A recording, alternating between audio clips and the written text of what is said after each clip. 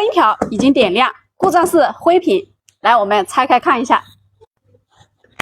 嗨，我是苏苏，今天来修一台同行师傅送修的疑难杂症。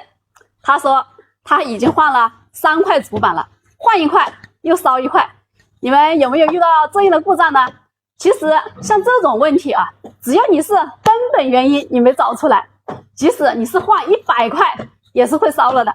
好了，今天看我怎么把它拿下。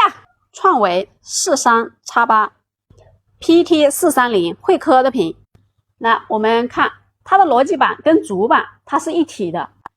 这个型号的屏我修的多了所以我知道它有一个通病，就是左边的 Y 线路故障造成的这个 DC 芯片损坏，就是这个6943。我们来测一下它的相关电压，因为它这个板正面没有标，不好找藏在后面有标。我们来看一下，上电开机，我们先来测 VGL， 负 8.9 伏正常的。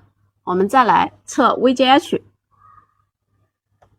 它没有电压，这说明这个 DC 芯片这个 VGH 这个电压已经损坏了。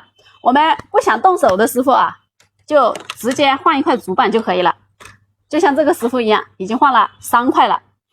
焊工好的师傅呢，也可以直接换这个 DC 芯片。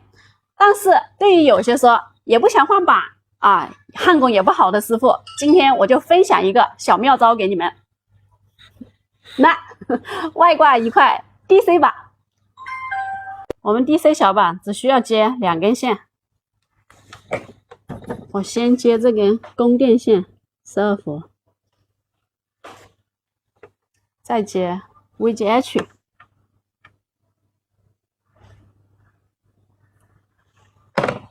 最后给它打个螺丝，接地省1根线。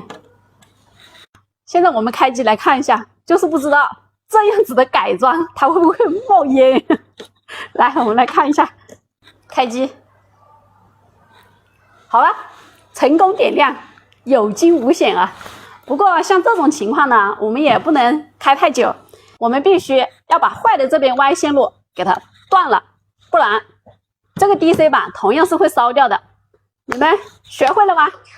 好啦，天色已晚我要回家做饭了，拜拜。